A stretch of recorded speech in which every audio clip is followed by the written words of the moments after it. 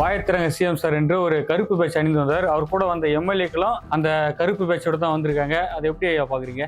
வாயை திறந்தாருன்னா என்ன ஆக போகுதுன்னு தெரிஞ்சுக்கும் உதயநிதி ஸ்டாலின். வாயை திறக்கிறாரு மட்டும் உதயநிதி ஸ்டாலின் சேஃபா இருப்பார். வாயை திறக்க ஆரம்பிச்சாருன்னு வச்சுக்கோ விஜய் முதலமைச்சர், அது என்னென்ன வர போகுதுன்னு தெரியும். திரையில் நாயகன் நிஜத்தில் வில்லனு. அவங்க அந்த பிளே கார்ட்ல பார்த்தேன், அந்த பதாகைகள் எல்லாம் பார்த்தேன். அவங்க ஆத்தத்தை மட்டும் தீர்த்துட்டாங்க. இனிமேல் எங்கதான் போய் நிற்க போகுதோ தெரியல. வண்டி நாளைக்கு பனியன் எல்லாம் போட்டு வருவாங்க. நான் கேள்விப்பட்டேன் எல்லாரும் பிளாக் பனியன் போட்டு வரப்போறாங்க. ஒன்னு நாளைக்கு ஒரு டிராமா பண்ணுவாங்க. இவங்க அப்பா, இவன் பையன், இவங்க தாத்தா, இவங்க தான் ஆட்சியில் இருக்கணும். யாரும் ஆட்சியில் இருக்கக்கூடாது. அது குடும்ப சொத்து, பரம்பரை சொத்தா தெரியல. அதை விஜய் ஒழித்தெறிந்தால் அடத்தார் கண்டிப்பாக விஜய் அவர்கள் உட்கார்ந்து அமர்ந்திருக்கக்கூடிய முதலமைச்சர் சீட்டுல இவர் உட்கார முடியாத போச்சே என்ற பயத்தறிச்சலே இதெல்லாம் பேசுறாங்க. வெயிட் பண்ணி பாருங்க, உங்க பக்கத்துல இருந்தவங்க இந்த பக்கம் வந்துட்டாங்கன்னு சொல்ல போறாரு. வைகோ தான் மிஞ்சினார், வைகோ வந்துருவாரு. நாளைக்கு 27ஆம் தேதிக்குள்ள வந்துருவாரு. முடிஞ்சு போச்சு, காட்ட க்ளோஸ். திமுக தனியா இருக்க ஒரு கையில ஒரு கொம்பை முடிச்சுன்னு பயணி ஆண்டவர் நிக்கிற மாதிரி திருத்தணி அந்த ஸ்தலத்துல போய் அப்படியே நிக்கிறப்ப அந்த மாதிரி நிற்க வேண்டியதுதான் ஸ்டாலின். நாளைக்கு சட்டசபையில் ஏதாவது ஆச்சுன்னா அந்த வன்முறைகளை கண்டிப்பாக திமுக முன்னேற்ற கொண்டு வந்துடும். அதை தவிர சீஃப் மினிஸ்டருக்கு ஒரு இன்டெலிஜென்ஸ் ரிப்போர்ட்டே போயிருது டெல்லியில இருந்து. ஏதாவது 2-3 எம்எல்ஏக்களுக்கு எல்லாம் தயாரா வச்சுங்க, டிட் ஃபார் டேட் பண்றதுக்குன்னு சொல்லியிருக்காங்க. நான் கேள்விப்பட்டேன் சில பத்திரிகைகளும் சில திமுக காரர்கள் யோசிச்சுட்டு இருக்காங்கன்னா, தேசிய பிரபாகர் மீது சபாநாயகர் மீது ஒரு நம்பிக்கை தீர்மானம் அரசாங்கம் போயிடும். எய்யாதெல்லாம் நினைச்சுட்டு இருக்கீங்க. வைகோ 2 ஓட்டு போகுது, அப்ப திருப்பியும் அதிமுக இருந்து வருவாங்க, மீதி கட்சியில இருந்து வரப்போறாங்க.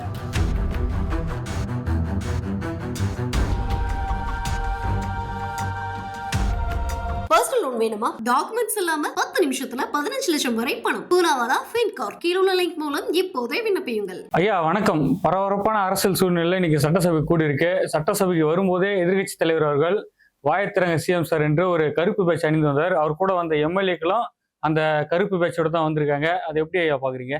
வாயை திறந்தாருன்னா என்ன ஆக போகுதுன்னு தெரிஞ்சுக்கும் உதயநிதி ஸ்டாலின். வாயை திறக்கிறாரு மட்டும் உதயநிதி ஸ்டாலின் சேஃபா இருப்பார். வாயை திறக்க ஆரம்பிச்சாருன்னு வச்சுக்கோ விஜய் முதலமைச்சர், அது என்னென்ன வர போகுதுன்னு தெரியும். பார்த்துட்டே இருங்க. ஆக மொத்தம் திராவிட முன்னேற்ற கழகம் என்று தூண்டிவிடக்கூடிய செயல்களை, வன்முறையாக இல்லாவிட்டாலும் வன்முறையை தூண்டிவிடக்கூடிய செயல்களை எதிர்கட்சியினராக இருந்தாலும் சரி, அதற்கு ஒரு அளவுகோல் உண்டு, லிமிடேஷன்ஸ் உண்டு. அதை மீறி ஆளுங்கட்சியை புரோக் பண்ற ஆத்திரமூட்டும் அளவிற்கு செய்தால் ஒன்று நிச்சயம். இதுல இருந்து புரியுது என்னன்னு கேட்டீங்கன்னா, இவங்க அப்பா, இவன் பையன், இவங்க தாத்தா, இவங்க தான் ஆட்சியில் இருக்கணும். வேற யாரும் ஆட்சியில் இருக்கக்கூடாது. அது குடும்ப சொத்து, பரம்பரை சொத்தா தெரியல. அதை விஜய் ஒழித்தெறிந்தால் அடத்தார் அடித்தார். அதனால வரக்கூடிய வம்புனாலதான் கண்டிப்பாக விஜய் அவர்கள் உட்கார்ந்து அமர்ந்திருக்கக்கூடிய முதலமைச்சர் சீட்டுல இவர் உட்கார முடியாத போச்சே என்ற பயத்தறிச்சலே இதெல்லாம் பேசுறாங்க. பேட்ஜ் கொண்டு வராங்க. நாளைக்கு இந்த தமிழ் வெற்றி கழகத்தினுடைய எம்எல்ஏக்கள் ஊழல் ஸ்டாலின் போட்டு என்ன ஆகும் சொல்லுங்க? நாளைக்கு போட்டு வர போறாங்க. அப்ப என்ன ஆகும்? மந்திரிகளை தவிர ஒரு 10 எம்எல்ஏ போட்டு வர வச்சுங்க, இவனை ப்ரொவோக் பண்றதுக்கு. 2 பேலன்ஸ் ஆயிடும் இல்ல. நீங்க ஒண்ணு செஞ்சு any action has got equal opposite reaction இருக்குது. Newton theory. அந்த நீ ஒண்ணு பண்ண அவன் ஒண்ணு போடணும். அப்ப என்ன பண்ண போறீங்க? இவன் வாயை தராங்கிறாரு, வாயை மூடிட்டு இருக்காங்கன்னு. நான் ஒரு வாயை திறக்க ஆரம்பிச்சாலும் இவனை ஓடி போடுவான். அந்த வாயை திறக்கத்தான் வெள்ள அறிக்கை. இன்னைக்கு நிர்மல்குமார் வேறு சொல்லியிருக்காரு, செந்தில் பாலாஜி வாய் திறக்கிறதுக்கு தான் அது ஒரு வெள்ளை அறிக்கை மின்சாரத்தில். அதை தவிர அந்த இண்டஸ்ட்ரீஸ் அமைச்சர் பெண்மணி அம்மா தங்கச்சி அவங்க ஒரு வெள்ளை அறிக்கை கொடுக்க போறாங்க. அப்ப இருந்த டிஆர்பி ராஜாவை எதிர்த்து. ஆக மொத்தம் இந்த வெள்ளை அறிக்கை தான் திமுகவுடைய வாயை திறப்பதற்காக வரக்கூடிய ஒன்று. வாயை திறந்தாலும் சரி, வாய்க்கு அரிசி போடக்கூடிய அளவிற்கு இந்த உதாரணங்கள் வரக்கூடும். இந்த சட்டமன்றத்தில் பார்த்துட்டே இருங்க. திமுக வன்முறையில் போனாலும் அதை ஒடுக்குவதற்கு ஆரம்பத்திலேயே வாழை நெருக்கிறது விஜயா டீம் தயாராக இருக்கிறார்கள். இன்னைக்கு எவ்வளவு ஸ்மூத்தா போச்சு பாருங்க. இவங்க அப்பா ஆட்சியில் இருந்த போது கவர்னர் இதே KN நேருவும் பொன்முடியும் அப்படின்னாங்க RN ரவிய. இன்னைக்கு ஒவ்வொரு மந்திரிகளும் என்ன மரியாதையை நடத்தினா பாருங்க. ஆளுநர் போச்ச தட்டி கொடுத்தார், சபாநாயகரும் சரி முதலமைச்சரும் சரி. அவ்வளவு இணக்கமான போக்கில் வந்து விட்டது அரசாங்கம். மத்திய அரசாங்கத்துடன் மோதல் போக்கை கைவிடுவோம். ஆனால் கொள்கையாக இருந்தாலும் பாசிச கொள்கையா இருந்தாலும் சரி, பாஜகவை எதிர்க்கக்கூடிய விஜய் அவர்கள் தமிழ் வெற்றி கழகம் கண்டிப்பாக அந்த கவர்னருடைய ஸ்பீச்சிலே 2-3 கொண்டுட்டாங்களே, ஜாதி கணக்கு தவிர வரக்கூடிய நாட்களில் என்னதான் இருந்தாலும் பார்த்துட்டே இருங்க. இந்த வெள்ளை அறிக்கை மீது ஒரு சிட்டிங் ஜட்ஜ் ஆஃப் சுப்ரீம் கோர்ட்டை வச்சிருந்து இது நீதி விசாரணை கமிஷன் போட்டாலும் ஆச்சரியப்படுவதற்கில்லை என்று தான் டெல்லியில் உலாவக்கூடிய செய்தி. அவ்வளவு தூரத்துக்கு போயிட்டாரு விஜய். சாதாரணமான கிடையாது. இன்னைக்கு பாருங்க, வாயை திறக்கிறான்னு சொல்றாங்க திமுக காரங்க. அவர் நாளைக்கு வாயை திறக்க போறாரு சீஃப் மினிஸ்டர். அதை சொல்லி காமிப்பாரு. வாயை திறக்கும் போது வெயிட் பண்ணி பாருங்க. உங்க பக்கத்துல இருந்தவங்க எல்லாம் இந்த பக்கம் வந்துட்டாங்கன்னு சொல்ல போறாரு. வைகோ தான் மிஞ்சினார், வைகோ வந்துடுவார். நாளைக்கு 27ஆம் தேதிக்குள்ள வந்துடுவாரு. முடிஞ்சு போச்சு, காட்ட க்ளோஸ். திமுக தனியா இருக்க ஒரு கையில ஒரு கொம்பை முடிச்சுன்னு பழனி ஆண்டவர் நிக்கிற மாதிரி திருத்தணி அந்த ஸ்தலத்துல போய் அப்படியே நிக்கிறப்ப அந்த மாதிரி நிற்க வேண்டியதுதான் ஸ்டாலின். வேற வழியே கிடையாது. இந்த 2026 பொது தேர்தலினுடைய முடிவு, ஸ்டாலின் அரசாங்கத்தை பொதுமக்கள் வெறுத்தார்கள், இளைஞர்கள் விஜய் ஆதரித்தார்கள். ஆதரித்தனுடைய 3வது பாகமாகத்தான் பதவியேற்பு விழா, மத்திய அது அவங்களுடைய அமைச்சரவை கூட்டம், இன்று சட்டசபை கூட்டம். இந்த 3லும் வெற்றி பெற்று விட்டார் விஜய். போதாத குறைக்கு அவர்கள் கொடுத்த வாக்குறுதிகளில் குறைந்தது 430 440 வாக்குறுதிகளை எல்லாம் நிறைவேற்றக்கூடிய அளவிற்கு தமிழக அரசாங்கத்தில் குறிப்பாக 15 முக்கிய இலாக்காக்கள் இருக்கிறது. அந்த 15 முக்கிய இலாக்காக்கள் மந்திரிகளிடம் இந்த விஷயத்தெல்லாம் நீங்க பண்ணி ஆகணும்னு அதிகாரிகளிடம் சொல்றாரு. தவிர டெய்லி காலையில 9:30 மணில இருந்து சாயங்காலம் 5:30 மணி மட்டும் ஆபீஸ்க்கு வந்து உட்கார்ந்துட்டு ஒவ்வொரு துறையாக, ஒவ்வொரு இலாக்காவாக, ஒவ்வொரு ஆபீசராக பார்த்து கொண்டு வந்து இதை செய்ய வேண்டும், இதை செய்ய வேண்டும் என்று தன் கையில் பிடித்து வைக்க ஆரம்பித்து விட்டார். இந்த மாதிரி ஜெயலலிதாவும் செய்யல, ஸ்டாலினும் செய்யல, ஐயா கருணாநிதியும் செய்யல. இவர் ஒத்த செய்யறாரு. என்ன பணம் கற்பிக்க வேண்டும், கற்றுக்கொள்ள வேண்டும். ரெண்டுமே அவருக்கு ஒரு இன்ட்ரெஸ்ட் தான் காமிக்குது ராஜேஷ். ஐயா, அதுக்கு அவர் உதயநிதி அவர் சொல்லியிருக்காரு, முதலமைச்சருக்கு வெயிட் ஷர்ட் போட்டு வந்தாரு, கோட் ஷர்ட் போட்டு வந்தாரு, டிஃபன் பாக்ஸ் எடுத்துன்னு வந்தாரு. ஆனா உண்மையான பிரச்சனை பத்தி என்னைக்குமே பேச மாட்டாங்க. விச்சுவல் ரேஸ் வந்து இதைத்தான் ட்ரெண்ட் பண்றாங்க. அவர் கோட் ஷர்ட் போட்டு வந்தாரு, டிஃபன் பாக்ஸ் எடுத்துன்னு வந்தாரு, இதெல்லாம் தான் ட்ரெண்ட் பண்றாங்க. ஆனா உண்மையான பிரச்சனை பத்தி முதலமைச்சரும் வாய் திறக்க மாட்டாரு அப்படின்னு உதயநிதி அவர்கள் பேசியிருக்காரு. வாயை திறக்கும் போது சட்டசபை நாளை மறுநாள் வாயை திறப்பார். இவர் வந்து டிஷர்ட் ஒண்ணு போடணும்னு அவசியம் இல்லையே. டிஷர்ட் போடணும் வந்து இவர் என்ன கீச்சர் உங்க சார். இன்னைக்கு பாருங்க, வேண்டுமென்று சட்டசபையில் நிர்மல் குமார் என்று பத்திரிகையாளர்கிட்ட பேசும்பொழுது அண்ணா யூனிவர்சிட்டியை பற்றி குறிப்பிட்டார். அதுல சாரை பற்றி சொன்னார். ஆக மொத்தம் அந்த சாரு சட்டமன்றத்திலேயே கண்டிப்பாக 2-3 தமிழ் வெற்றி கழகத்தினுடைய எம்எல்ஏக்கள் உதயநிதி சீண்டுகிறார்களா இல்லையா பாருங்க. இந்த மாதிரியான ஒரு மோதல் போக்கு இருக்கு இந்த சட்டசபையில. விஜய்க்கு எதிராக யாரா செஞ்சாங்கன்னா, விஜயிடமும் இளைஞர் படை தயாராகி இருக்கிறது. சட்டசபையில் வன்முறையை நான் எதிர்பார்க்கிறேன். என்னுடைய நீண்ட நாள் நாடாளுமன்றத்தை ரிப்போர்ட் பண்ணதுனால டெல்லியிலிருந்து சட்டசபையை பார்க்க போனால் ஆதவ அர்ஜுனா மதுராந்தகத்தில் தமிழ் வெற்றி கழக இணைப்பு விழாவில் பேசினார். இந்த அதிமுக வந்தவங்க எல்லாம் பார்த்துட்டு அப்ப ஓப்பனா ஒன்று சொன்னாரு. அதுதான் இண்டிகேஷன். அதுதான் சீஃப் மினிஸ்டருடைய மைண்ட ரிஃப்ளெக்ட் பண்றாரு. என்னன்னு கேட்டீங்கன்னா, அம்மையார் ஜெயலலிதாவுடைய பதவியை ஷர்ட் அண்ட் புடவையெல்லாம் உருவினாங்க 1989 மார்ச் மாசம். அப்ப உதயநிதி அவன் அப்பா ஸ்டாலினும் துரைமுருகனும் இருந்தாங்களா பேசியிருக்காரு. அது என்னத்தை குறிக்கிறது? நாளைக்கு சட்டசபையில ஏதாவது ஆச்சுன்னா அந்த வன்முறைகளை கண்டிப்பாக திமுக முன்னேற்ற கொண்டு வந்துடும். அதை தவிர சீஃப் மினிஸ்டருக்கு ஒரு இன்டெலிஜென்ஸ் ரிப்போர்ட்டே போயிருக்குது டெல்லியில இருந்து. நீங்க கேர்ஃபுல்லா இருங்க, ஏதாவது 2-3 எம்எல்ஏக்களுக்கு எல்லாம் தயாரா வச்சுங்க டிட் ஃபார் டேட் பண்றதுக்குன்னு சொல்லியிருக்காங்க. நாடாளுமன்றத்தை முடக்கக்கூடிய திமுக கண்டிப்பாக சட்டசபையும் முடக்கும். அவங்களுக்கு இன்னும் ரியலைஸ் பண்ணல ராஜேஷ். தங்க கையில இந்த அரசாங்கம் போயிடுச்சுன்னு நினைக்கிறேன். அவங்களுக்கு அந்த திருப்பி வரும் தெரியாது. போதாதுக்கு இன்னைக்கு பாருங்க, அந்த செந்தில் பாலாஜிக்கு சாங்ஷன் பாசிபிள் கொடுத்துட்டான்னு வச்சுங்க, KNRக்கு கொடுத்துட்டான்னு வச்சுங்க, அதிமுகவில் இருக்கக்கூடிய அவல நிலைமை திராவிட முன்னேற்ற கழகத்திலும் வரும். ஆகஸ்ட் செப்டம்பருக்குள்ள பார்த்துட்டு.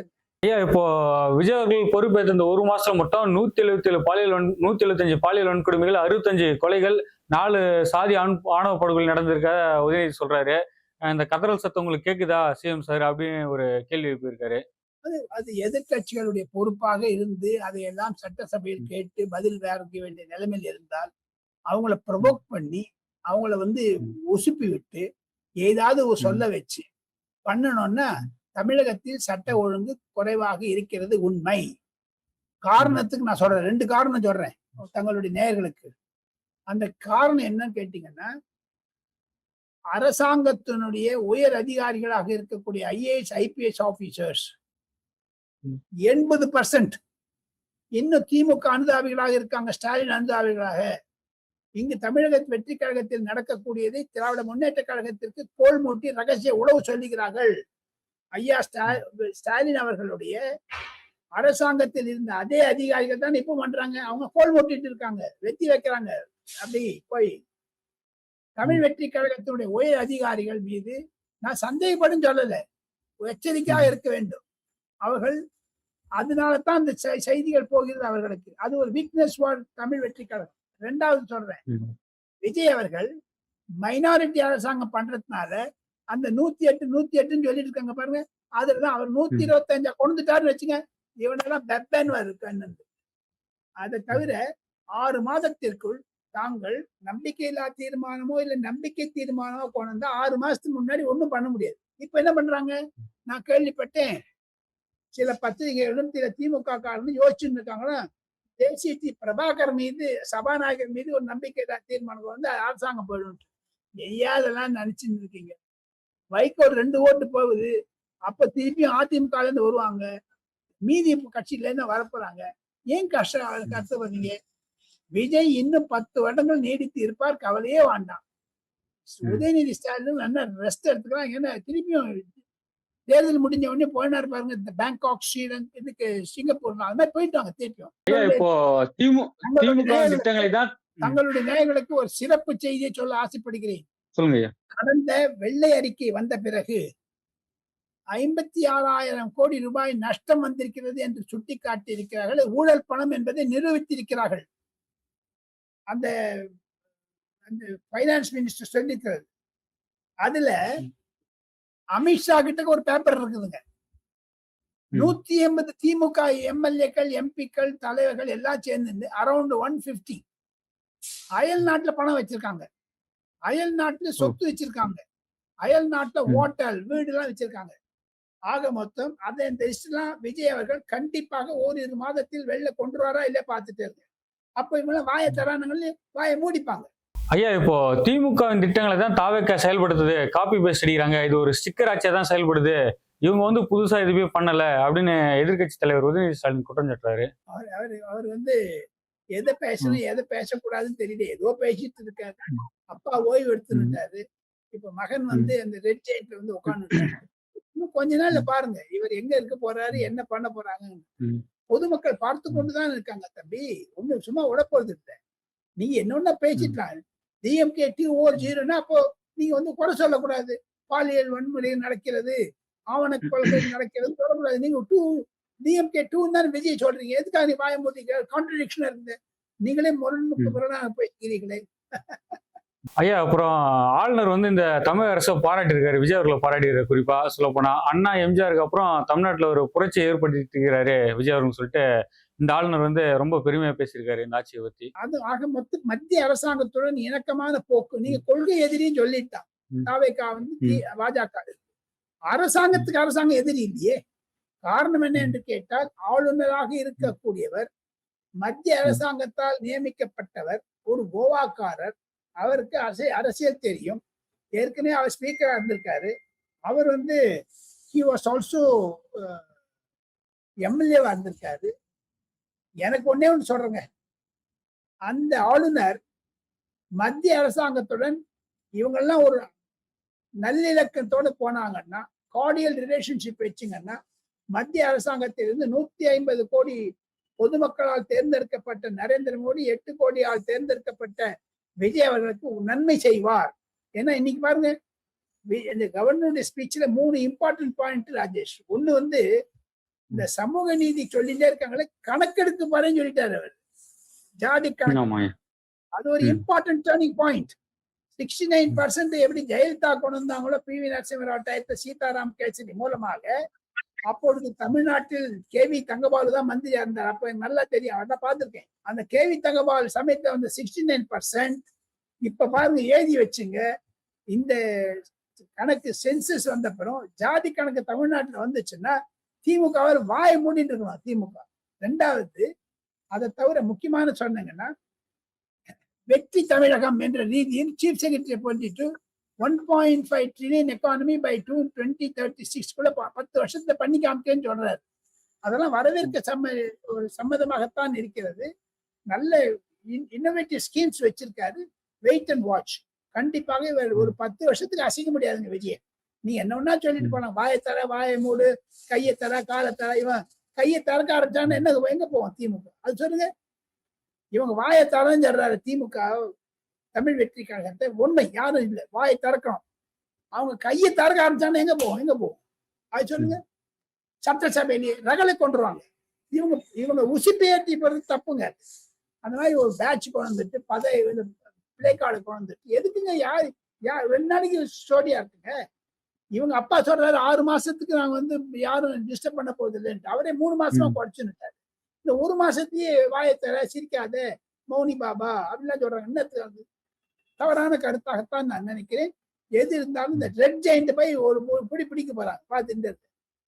அதை வச்சு நான் சொல்லிட்டேன், ரெட் ஜெயிண்ட்டுக்கு 2026 அப்புறம் ஜூன் மாசத்துல டிஸ்பர்ஸ்மெண்ட் டைம்ல ஒரு புதுசா ப்ரொடக்ஷன் கம்பெனி வரலன்னு அவங்க அதே பார்த்துட்டு இருக்காங்க. உங்களுடைய நேர்களுக்கு அது ஒரு புதிய தகவலாக நான் சொல்லுகிறேன். ஐயா, திமுக மீது ஒரு காய்ப்புணர்ச்சியோட ஆளுநர் ஒரு இருந்தது அப்படின்னு உதயநிதி ஸ்டாலின் குற்றம் சாட்டுறாரு. தாவேக்காக்கும் பாஜகவுக்கும் ஒரு இணக்கமான உறவு ஏற்பட்டுள்ளதோ அப்படின்னு ஒரு சந்தேகம் இருக்கு அப்படின்னு சொல்லிட்டு உதயநிதி பேசியிருக்காரு. ஐயா, காங்கிரஸ் வெளில வந்து தாமுக சொல்லிட்டாங்க. அது தேர்தலுக்கு முன்னாடில இருந்து சொல்லிட்டு இருக்காரு விஜய். தேர்தலுக்கு முன்னாடில இருந்து மம்தா பானர்ஜி சொல்லிட்டாங்களே, பிஜேபிக்கும் திமுகவுக்கும் உறவு இருக்குன்னு மம்தா பானர்ஜி கல்கட்டால இருந்து சொல்லிட்டாங்களே. ஆக மொத்தம் அவர் சொல்லுவதில் ஒரு வேடிக்கையாக இருந்தாலும் உதயநிதி ஸ்டாலின் அவர்கள் இன்று அதிகமாக பேச ஆரம்பித்த தவறு. இருப்பினும் எதிர்கட்சி என்ற ரீதியில் அவருக்கு ஒரு வரவேற்பு கொடுக்க வேண்டியதுதான் இல்லை என்று சொல்லுவேன். அவர் வந்து he should also talk more.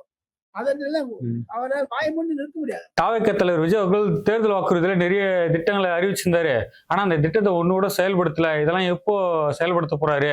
இதெல்லாம் ஆளுநர் உரையில் இருக்குன்னு நாங்க எதிர்பார்த்தோம். ஆனா ஆளுநர் உரையில அதை பத்தி எதுவுமே இல்லை. அந்த வாக்குறுதிகளை பத்தி எப்போ செயல்படுத்த போறன்ற ஒரு பதிலே அளிக்காம இருக்கு. இது ஏமாற்றம் அளிக்கிறது அப்படின்னு உதயநிதி ஸ்டாலின் குற்றம் சாட்டுறாரு. ஐயா, உதயநிதி ஸ்டாலின் அவர்களே, தாங்க செங்கலை காமிச்சிங்களே, நீட்டு சொன்னீங்களா, அது எங்க போச்சுங்க? 7 வருஷத்துக்கு முன்னாடி சொன்னீங்களா இல்ல 6 வருஷத்துக்கு முன்னாடி? நீட்டுன்னுட்டு எங்களுக்கு ரகசியம் இருக்குதுன்ட்டு 5 வருஷம் ஏமாத்தீங்க. இன்னும் 5 மாசம் கூட ஆகலைங்களே, எங்க கத்துறீங்க? வெயிட் பண்ணி பாருங்க. பொதுமக்கள் கண்டிப்பாக விஜயினுடைய அதனுடைய ஒரு நடைமுறைகளை பார்த்து கொண்டுதான் இருக்கிறார்கள்.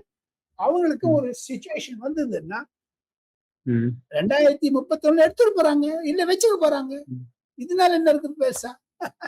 ஐயா, அப்புறம் இன்னொரு விஷயம் சொல்லிக்கிறாரு. ரீல்ஸ் எங்கே, ரியல் எங்கே, திரையில் நாயகன் நிஜத்தில் வந்து வில்லனு, அதுக்கப்புறம் தூய சக்தி இங்கே, தூரசக்தி எங்க அப்படின்னு கேட்டிருக்காரு. ஐயா, அவங்க அந்த பிளே கார்ட்ல பார்த்தேன், அந்த பதாகைகள் எல்லாம் பார்த்தேன்.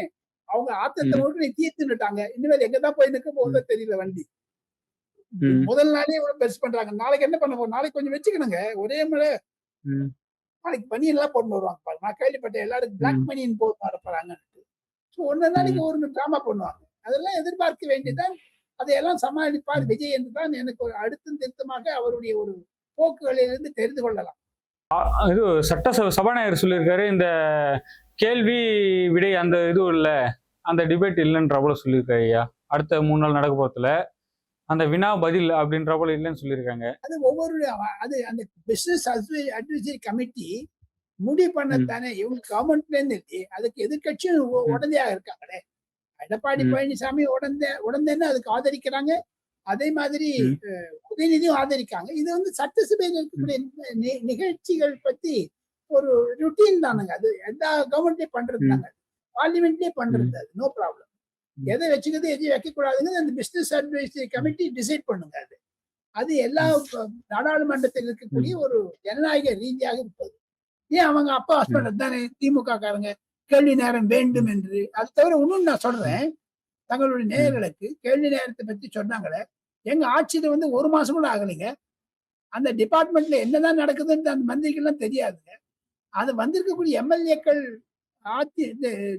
தமிழ் வெற்றி கழகத்துக்கு புதிதாக இருந்தாலும், திமுக அதிமுக எம்எல்ஏக்கள் பழைய பெருச்சாளியாக இருந்தாலும், என்னுடைய கருத்து ஒவ்வொரு மந்திரிக்கும் 3 மாதமான கொடுக்க வேண்டும் ஸ்டடி பண்றதுக்கு. ஆக மொத்தம் முதல் செஷன்ல எப்பவுமே இருக்காதுங்க கொஸ்டின் ஆன்சர். இது இந்த செஷன் கிடையாது.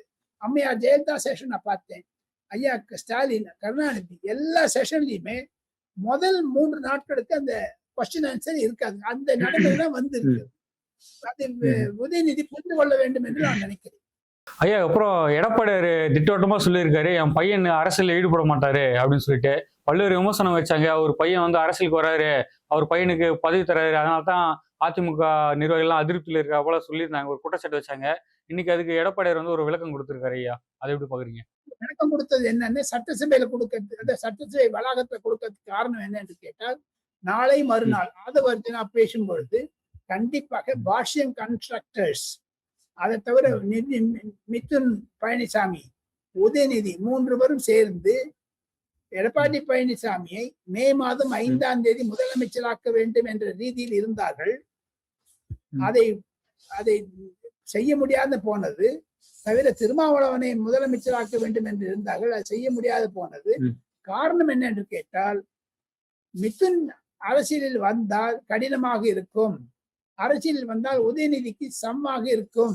போக போக கொண்டுறாரு. இன்னைக்குலே இதே ஸ்டாலின் தான் என் உதயநிதி கொண்டு மாட்டேன்னு 10 வருஷம் ஞாபகம் இருக்குல்ல உங்களுக்கு? இதே ஸ்டாலினுடைய மகனும் உதயநிதியும் நான் அரசியலுக்கே வரமாட்டேன், எப்படி டெப்டி சீஃப் மினிஸ்டர் வந்தாரு? அந்த மாதிரி யார் வர? மிதுனுடைய முடிவு மிதுனுக்கு தானே தவிர எடப்பாடி பழனிசாமிக்கு என்ன இருக்குது? இன்னைக்கு சொல்றாரு இல்லைன்னு, நாளைக்கு நிர்பந்தம் காரணமாக, சந்தர்ப்பம் காரணமாக அவர் எம்எல்ஏக்கு கூட போட்டிட்டு யாரு கண்டாங்க?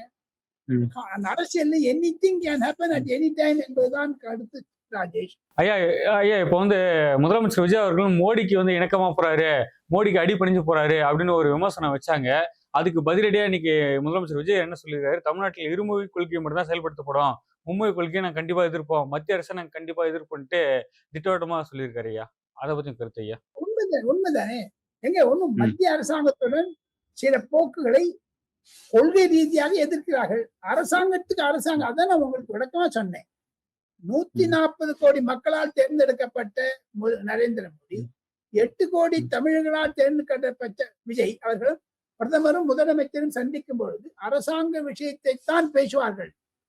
அதுல பாலிசி என்ன? பிஜேபி பாலிசி மாட்டேன்னு சொல்றாரு, அதை ஒத்துப்பாங்க. உண்மைன்னு சொல்றேன், நீங்க மத்திய அரசாங்கத்துடைய இணக்கமான போக்கு பிஜேபி வந்து தான்ட்டு செயல் ரீதியாக விஜய் அவர்கள் காண்பித்தார்கள். இன்னைக்கு தமிழ் வாழ்த்து, ஜனகணமன, வந்தே மாதரம் ராஜ்பவன்ல இருந்தது, லோக் பவன்ல. சட்டசபையில வந்தே மாதத்தை பாட மாட்டேன்னு சொல்லல, பட் பாடலையே. ஏன் கவர்னர் ஏன் ஒத்துண்டாரு? அப்ப பிஜேபிக்கு இணக்கமா இருக்காரா இல்ல காங்கிரஸ்க்கு இணக்கமா இருக்காரு? புத்தியோட பேசுறாங்க, புத்தி தெரியாத பேசக்கூடாது. ஏன் வந்தே மாதரம் பாடப்படவில்லை என்று அது ஆர்.என். ரவி அந்த பிடிச்சுன்னு இருப்பாரு. இவர் வந்து சரி பார்க்கலாம் விட்டாரு. அவர் 2 தரம் ஜனகணம் பாடினாங்களே, ஏன் பாடாதுந்தாங்க? திமுக சொல்லுங்க, தேசப்பற்று கிடையாது. அவங்க தனி நாடு வேணும், தனி நாட்டு வேணும், தமிழ்நாடு தனியா போகணும், இந்தியா எக்கச்சங்கள் போட்டோம். இந்தியா மீது பற்று கிடையாது. அவங்க குடும்பம், அவங்க ஒண்ணும் இல்லை பாருங்க. இவங்க பதவியில இருக்கச்சியே 21 வயசு பையனை மேனேஜிங் டைரக்டர் ஆஃப் ரெட் ஜெயிண்ட்டை கொண்டு வச்சுட்டாங்க. அதெல்லாம் பார்த்துதான் இருக்காங்க ஜனங்களும் சரி, திமுக அரசாங்கம் சரி, தமிழ் வெற்றி கழக அரசாங்கம் சரி. இது ஒரு திருப்பு முனையாகத்தான் நான் பார்க்கிறேன். அவர் சொன்னதும் சொல்லிட்டு போறாங்க, மத்திய அரசாங்கத்தோட இணக்கமாக இவங்க சண்டை போட்டு தான் என்ன ஆச்சு? தோத்து போட்டாங்க. 2 தரம் டெல்லிக்கு போயிட்டு வந்து இன்னொன்னு சொல்றேன் உங்களுக்கு. நிதி ஆயோக் கூட்டத்தில் பிரதமர் அவர்கள் விஜய் பேச்சை கூர்ந்து கணித்து பேசினார், கேட்டுக்கொண்டிருந்தார். 1.5 ட்ரில்லியன் எக்கானமி இன் 5 இயர்ஸ்ல பண்ண போய் ஆங்கிலத்தில் பேசியதை பிரதமர் கேட்டவுடன் குறிப்பு எடுத்துக் கொண்டதை தவிர தன்னுடைய மேஜையை கட்டினார். அதைத்தான் அந்த அதிகாரி அசோக் லஹரி என்பவர் நிருபரிடமே சொல்லியிருக்காரு. சீஃப் மினிஸ்டர் பேசினது ரொம்ப உயர்த்தியாக பேசினார் என்று. நன்றி ஐயா, எங்களோட நேரம் பகிர்ந்ததுக்கு மிக்க நன்றி ஐயா. தேங்க்யூ. பர்சனல் லோன் வேணுமா? டாக்குமெண்ட்ஸ் இல்லாம 10 நிமிஷத்துல 15 லட்சம் வரை பணம். பூனாவாலா ஃபின்கார். கீழே உள்ள லிங்க் மூலம் இப்போதே விண்ணப்பியுங்கள்.